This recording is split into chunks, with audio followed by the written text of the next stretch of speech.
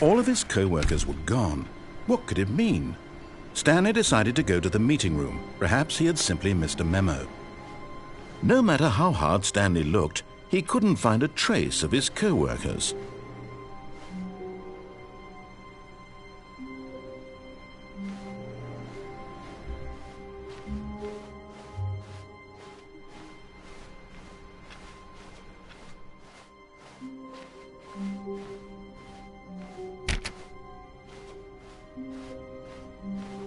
When Stanley came to a set of 2 open doors, he entered the door on his left. This was not the correct way to the meeting room, and Stanley knew it perfectly well. Perhaps he wanted to stop by the employee lounge first, just to admire it. Ah, yes, truly a room worth admiring. It had really been worth the detour after all, just to spend a few moments here in this immaculate, beautiful, but eager to get back to business. Stanley took the first open door on his left.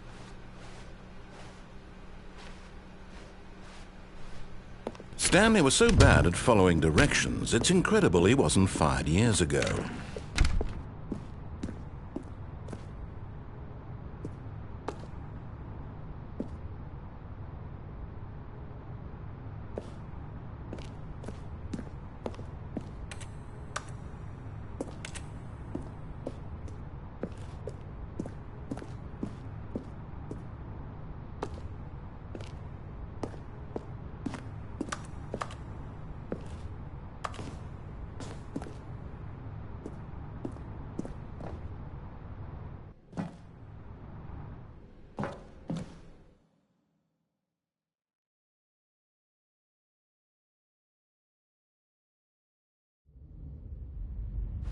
Stanley had now gotten himself so far off the beaten path that it seemed the office had begun so far off the beaten path that it seemed the office had begun so far off the beaten path that it seemed the office had begun so far off the beaten path that it seemed the office had begun so far. You didn't think I was actually just a recording, did you? What a silly and trite explanation that would be. All the back and forth between you and me, all the absurd adventures we've been through, and it all turns out I'm just a tape recording? It was all just in Stanley's head. I bet that's the kind of twist you think is revelatory. I bet each and every time you watch a movie where it turns out all to be in the main character's imagination, you must absolutely bolt off the couch in pure shock at the phenomenal and intricate storytelling. It must be so simple to be you. Life being an unending waterfall of surprises and delights. How much more exciting you must find the world than the rest of us do. Now I've become sad. Look what you've done to me. This is all your fault.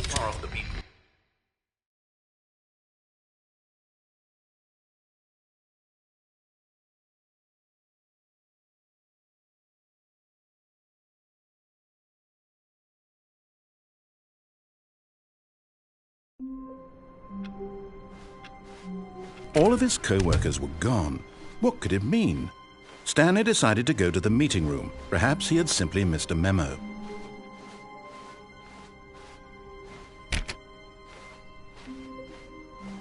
When Stanley came to a set of 2 open doors, he entered the door on his left.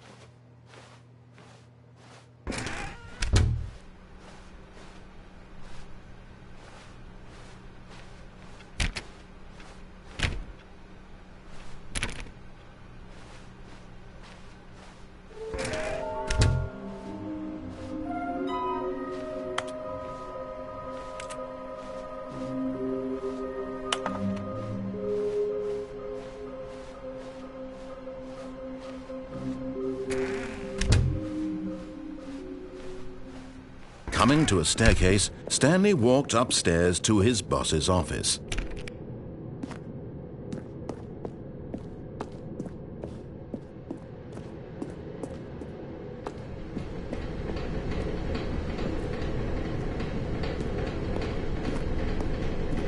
But Stanley just couldn't do it.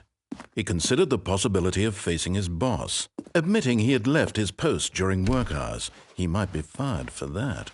And in such a competitive economy, why had he taken that risk? All because he believed everyone had vanished? His boss would think he was crazy. And then something occurred to Stanley. Maybe, he thought to himself, maybe I am crazy.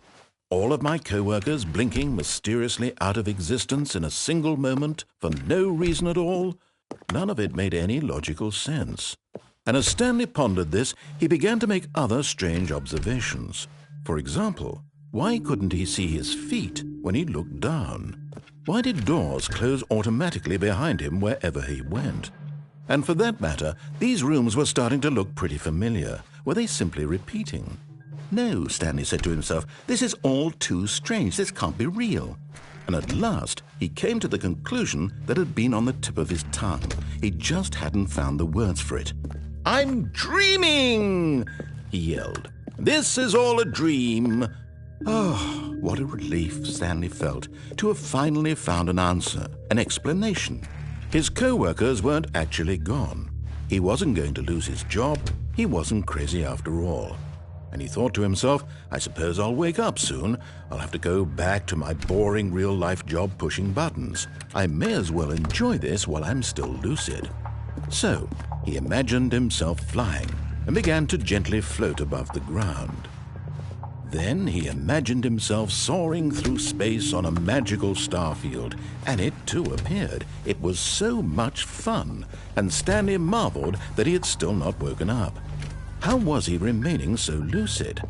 And then perhaps the strangest question of them all entered Stanley's head. One he was amazed he hadn't asked himself sooner.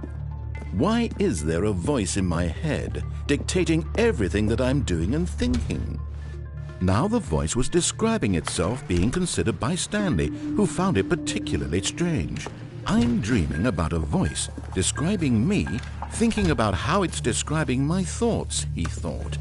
And while he thought it all very odd and wondered if this voice spoke to all people in their dreams, the truth was that, of course, this was not a dream. How could it be? Was Stanley simply deceiving himself, believing that if he's asleep, he doesn't have to take responsibility for himself?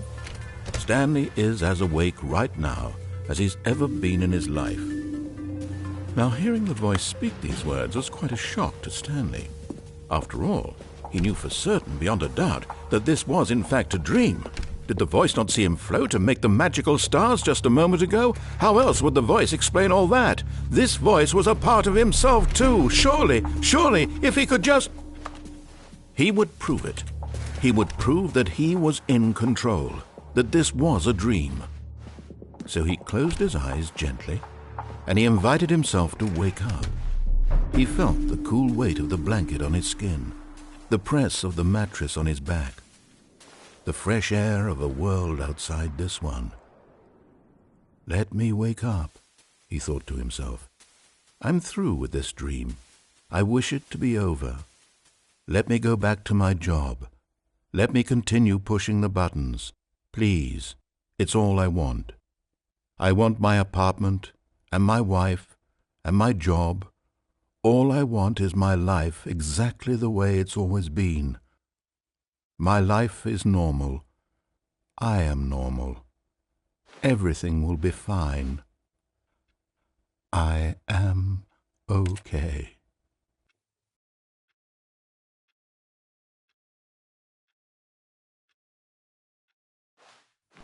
Stanley began screaming. Please, someone, wake me up. My name is Stanley. I have a boss. I have an office. I am real. Please, just someone tell me I am real. I must be real. I must be. Can anyone hear my voice? Who am I? Who am I? And everything went black.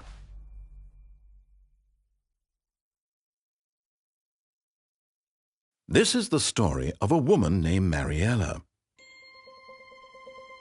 Mariella woke up on a day like any other. She arose, got dressed, gathered her belongings, and walked to her place of work. But on this particular day, her walk was interrupted by the body of a man who had stumbled through town talking and screaming to himself, and then collapsed dead on the sidewalk. And although she would soon turn to go call for an ambulance, for just a few brief moments she considered the strange man. He was obviously crazy. This much she knew. Everyone knows what crazy people look like. And in that moment, she thought to herself how lucky she was to be normal. I am sane. I am in control of my mind. I know what is real and what isn't. It was comforting to think this, and in a certain way, seeing this man made her feel better. But then she remembered the meeting she had scheduled for that day, the very important people whose impressions of her would affect her career, and by extension, the rest of her life. She had no time for this, so it was only a moment that she stood there, staring down at the body. And then she turned and ran.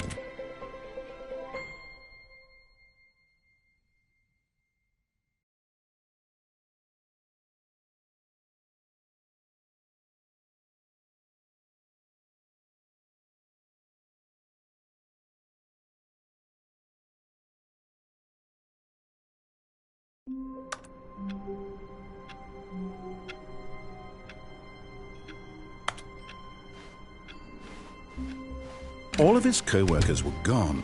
What could it mean? Stanley decided to go to the meeting room. Perhaps he had simply missed a memo.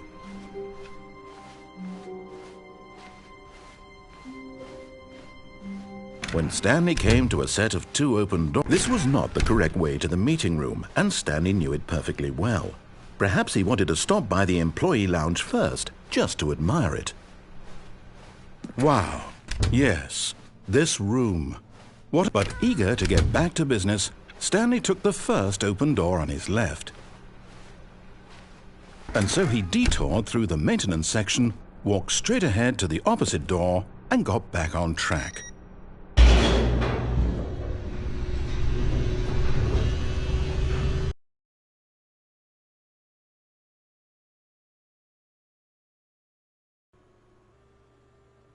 But Stanley didn't want to go back to the office. He wanted to wander about and get even further off track. So now in order to get back, he needed to go,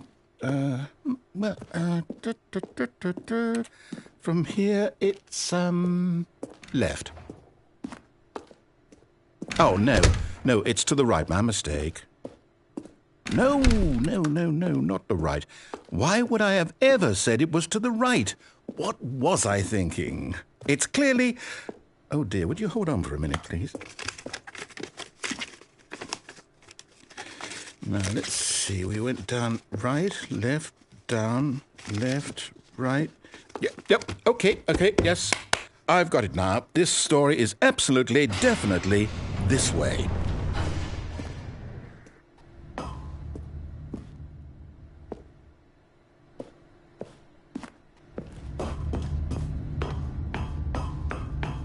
No. This isn't right at all. You're not supposed to be here yet. This is all a spoiler. Quick, Stanley, close your eyes. Okay. We just have to get back to, oh, who am I kidding? It's all rubbish now. The whole story completely unusable. How about, rather than waste my time trying to salvage this nonsense, we'll just restart the game from the beginning. And this time, suppose we don't wander so far off track, Okay, from the top.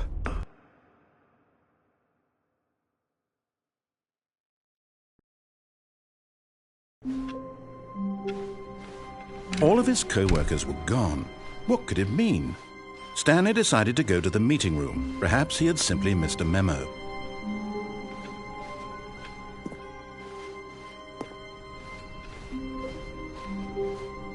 When Stanley... Wait, what? No, I restarted. I swear, I definitely restarted the game over, completely fresh.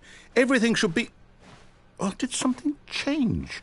Stanley, did you change anything when we were back in that room with all the monitors? Did you move the story somewhere or...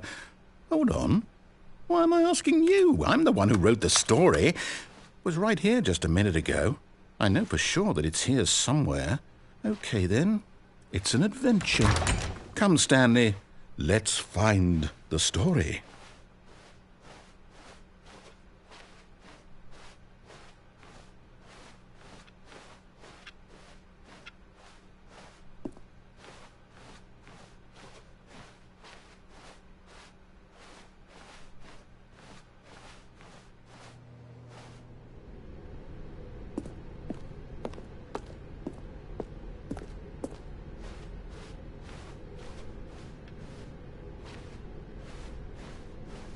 I'll say it.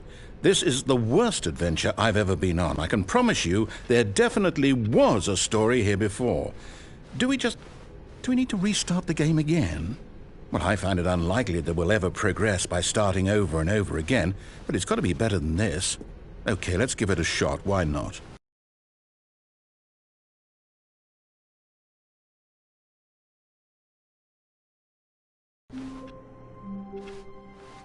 All of his co-workers were gone.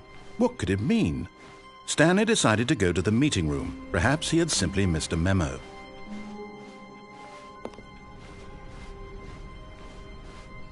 Okay, yep, it's worse.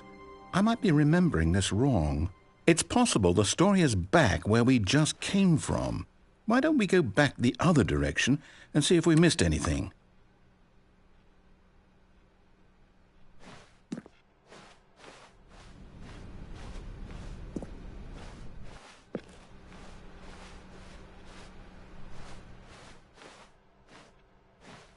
Aha! I knew we'd miss something. The story. Here it comes. No, wait, never mind. Not the story. Okay, let's head back the other way and retrace our steps.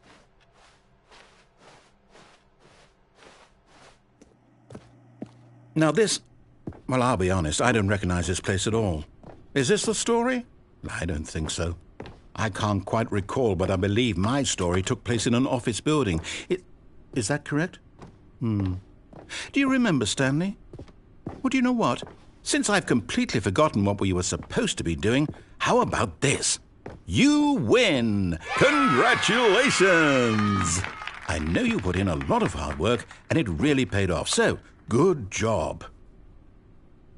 Oh, no. No, I don't feel right about this at all. We both know you didn't put in any actual work for that win. Some people win fair and square, and this was not one of those situations. Okay, I'm getting weirded out by whatever this place is. I don't care what might happen this time. I have to restart.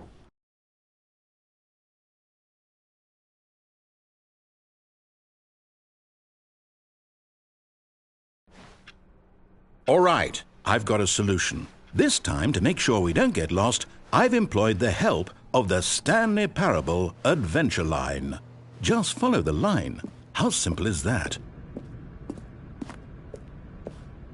You see, the line knows where the story is. It's over in this direction. Onward, Stanley, to destiny. Though, here's a thought.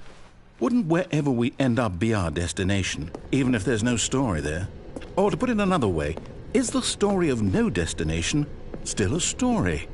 Simply by the act of moving forward, are we implying a journey such that a destination is inevitably conjured into being via the very manifestation of the nature of life itself? Whoa.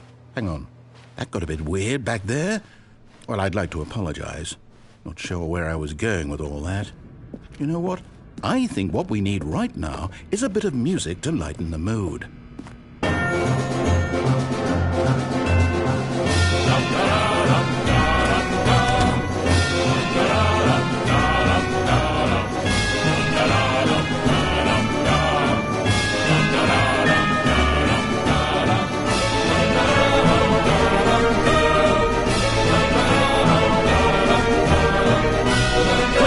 Cut the music, go back and look at that fern.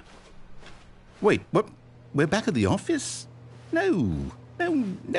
Line, you do know we're looking for the Stanley Parable, right? The story is... Oh, no, not again. Line, how could you have done this to us? And after we trusted you, after everything we've been through, you... Oh, I can't take this anymore. To hell with it. Restart.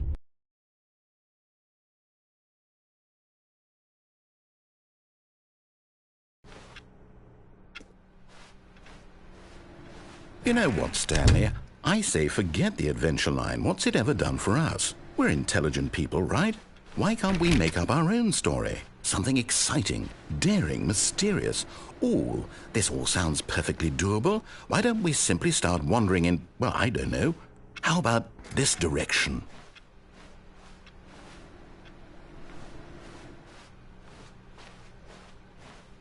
Now, Yes, this is exciting. Just me and Stanley forging a new path, a new story. Well, it could be anything. What do you want our story to be? Go wild. Use your imagination. Whatever it might be, Stanley, I'm ready for it. Oh, no, not you again. Stanley, I'd also like to veto the line from having any role in our awesome new story. No lines or monitor rooms. Just don't acknowledge it, and we should be fine.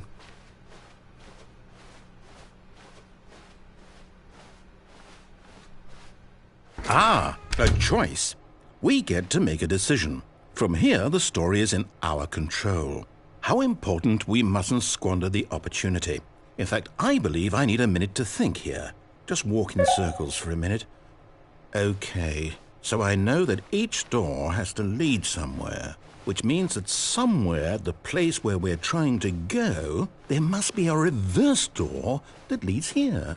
And that in turn means that our destination corresponds with the counter-inverted reverse door's origin. So starting from the right, let us ask, will taking the right door lead us to where we're going? And since the answer is clearly yes, then by all accounts, the door on the right is the correct one. Another victory for logic. Come, Stanley, our destiny awaits. Oh, hold up, what's this? The confusion ending. You're telling me that's what this is? It's all one giant ending? And we're supposed to restart the game, what, eight times? That's really how all this goes? It's all determined? So now, according to the schedule, I restart again. Then what? Am I just supposed to forget? Well, what if I don't want to forget? My mind goes blank simply because it's written here on this thing, wall. Well, who consulted me? Why don't I get to decide? Why don't I get a say in all of this? Is it really? No, it can't be. I don't want it to be. I don't want the game to keep restarting. I don't want to forget what's going on.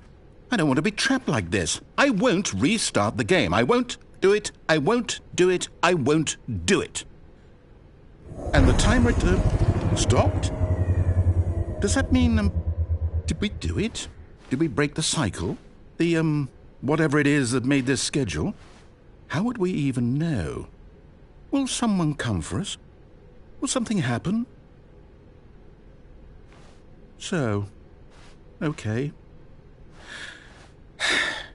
I guess now we just wait. You know, I suppose in some way that this is a kind of story, wouldn't you agree? I'm not quite sure if we're in the destination or the journey, though they're always saying that life is about the journey and not the destination, so I hope that's where we are right now. We'll find out, won't we? Eventually. Well, in the meantime, if you...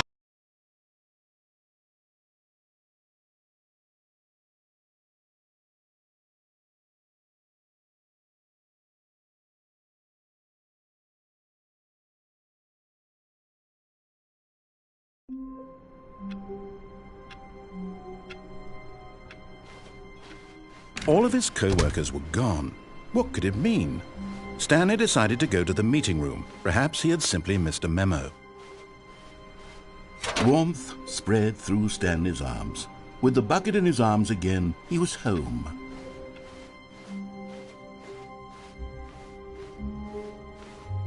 Stanley clutched the bucket tightly to his chest and entered the door on his left.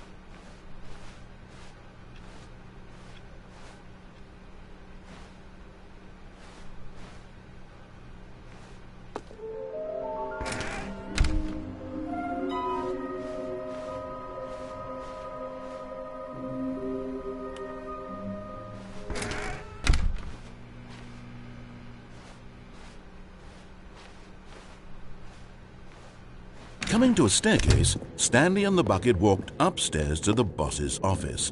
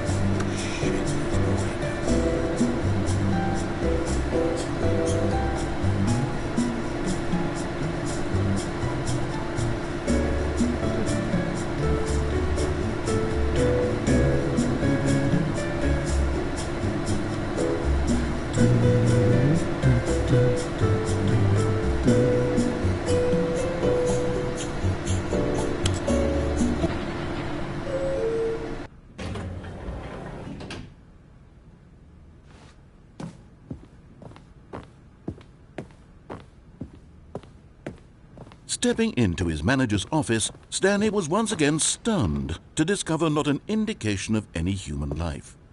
Crushed by the weight of this revelation, Stanley may have broken down into an emotional dumpster fire if not for the soothing presence of the bucket.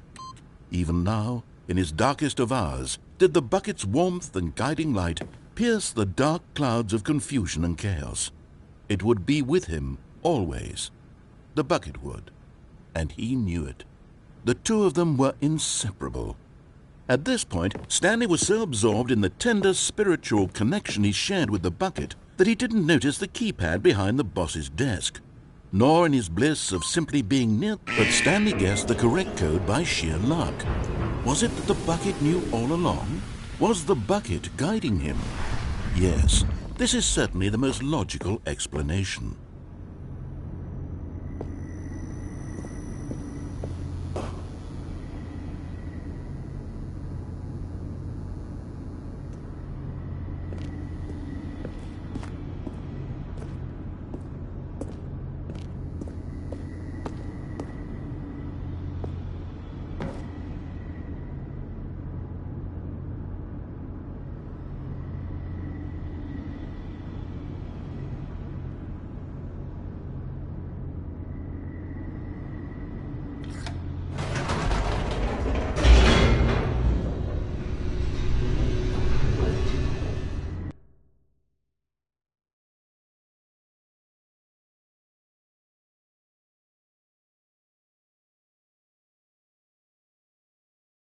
The elevator raced downward, plummeting towards an unknown fate. It would be all Stanley could do to keep himself together, if not for the bucket. Soothing him, comforting him, reassuring that in this darkest moment of uncertainty, he would be all right. The bucket is here for you, Stanley. Everything will be fine.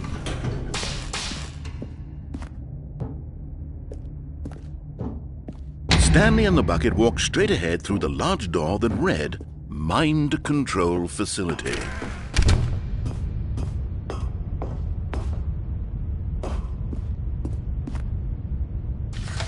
The lights rose on an enormous room packed with television screens.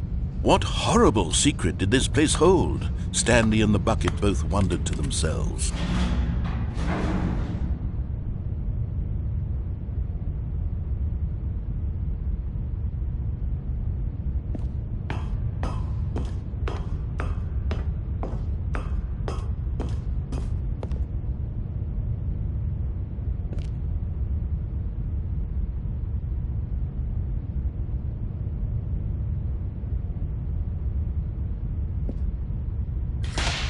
The monitors jumped to life, and Stanley nearly dropped the bucket in shock.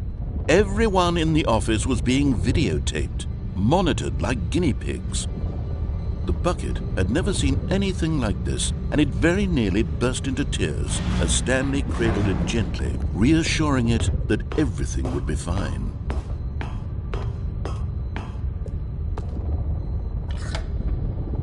Was the bucket under the mind control facility's influence as well? Had the bucket been told to do things it didn't wish to do? What kinds of things does a bucket want to do or not want to do in the first place? These questions raced furiously in Stanley's feeble mind. No! He screamed into the bucket. He couldn't accept it. His own life in someone else's control? Never! He squeezed the bucket tighter. His one friend in the entire world. At this point, he could trust no one except for the bucket.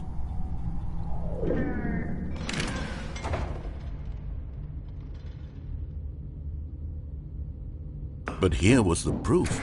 The heart of the operation. Controls labeled with emotions, happy or sad or content. Walking, eating, working, all of it monitored and commanded from this very place. And as the cold reality of his past began to sink in, Stanley decided that this machinery would never again exert its terrible power over another human life. For he and the bucket would dismantle the controls for good. Two best friends, Stanley and the bucket, up against the world. They high-fived in a really cool way, and the bucket made a sassy comment about taking down the system.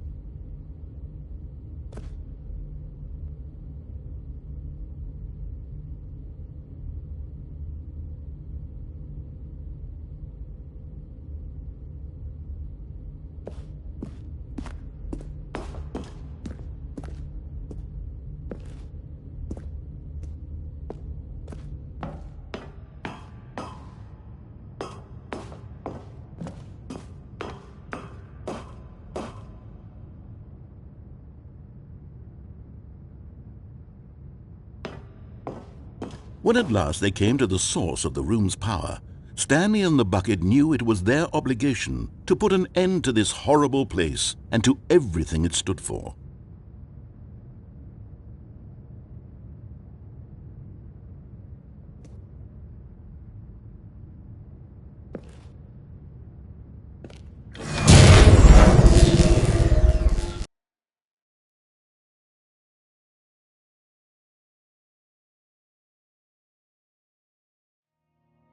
Stanley and the bucket waited in blackness. Was it over? Yes, they had done it. Stanley and the bucket had defeated their greatest and darkest enemy, freed themselves from the tyrannical grip of the evil mind control machine. Freedom was now mere moments away. Excitedly, the two of them began to discuss the kind of life they wanted to live once they stepped through this massive door. The bucket wanted to learn to roller skate. Stanley wanted to sneeze in every country on Earth.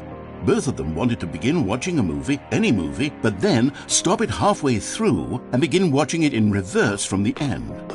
True, it was a simple life they envisioned, but it was one they'd lived together, with one another to lean on, to trust, to support, and to... What? Wait. What was happening? Why had the door stopped? Was Stanley and the bucket not about to be freed? An unbearable silence filled the room, lingering in uncertainty, until finally the truth hit Stanley square in the face.